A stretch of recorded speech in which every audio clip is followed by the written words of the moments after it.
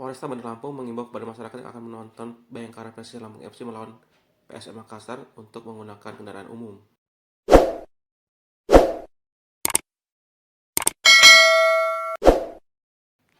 450 personel akan dikerahkan dalam laga kandang tersebut.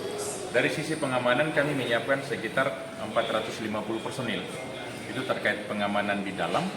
Di dalam itu maksudnya di dalam stadion sekitar Stadion Pekor, karena untuk pengamanan di ring 1 di dalam stadion itu menjadi kewenangan dari steward.